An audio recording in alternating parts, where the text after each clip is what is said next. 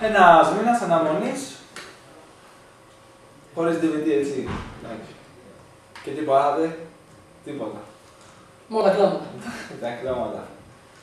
Λοιπόν, για αυτόν τον λόγο καθίσαμε και παίξαμε λίγο καλύτερη μπάλα αυτό το μήνα.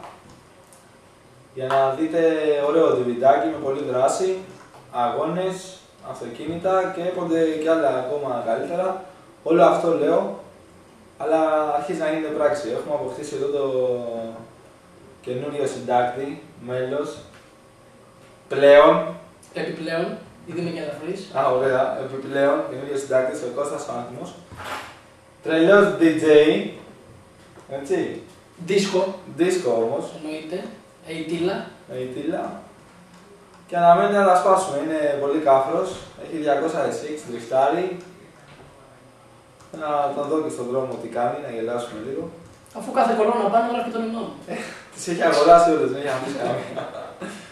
Χωράφια, κολόνες, όλα είναι η ιδιοκτησία δικιά του.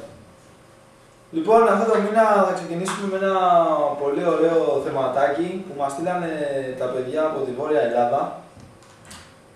Με μοτάρντ, κατέμενος και τέτοια. Συγκεκριμένα. Τι συγκεκριμένα. Τη Θεσσαλονίκη. Αυτή τη Θεσσαλονίκη, εντάξει, Βόρεια Ελλάδα, εντάξει. Ναι. Πρέπει να τα λέμε όλα, Μας έχουν στείλει μπουκάτσα με καμένο λάστιχο. Γουστάρα τη φάση. Τρομερό. Έχουν κάψει, δώσε. Τα κινητά. Άκου. Έχουν κάψει. Και πού θα μείνει μετά το θετικό τηλέφωνο. Στο κάψι. Στο κάψι, λοιπόν, έχουν κάψει τη Θεσσαλονίκη αυτά τα παλικάρια και. Εντάξει, μπορώ να πω ότι θα το ευχαριστηθείτε. Εγώ το ευχαριστήθηκα προσωπικά. Το μόνο που το φτιάχνω και τα δόντια σου. Ναι. Ωραία. Οκ, σε κοντάξω. Πάμε να δούμε full κάψιμο σε δρόμους, αλητίες και τέτοια. Είναι αναγνώστες και από ό,τι βλέπω θα τους έχουμε κάθε μήνα. Μας στέλνουν συνέχεια βίντεο και το χαιρόμαστε κιόλας. Να μας φέρνετε όλοι σας βίντεο, ξέρω εγώ, να φτιάχνουμε τα δικά σας DVD.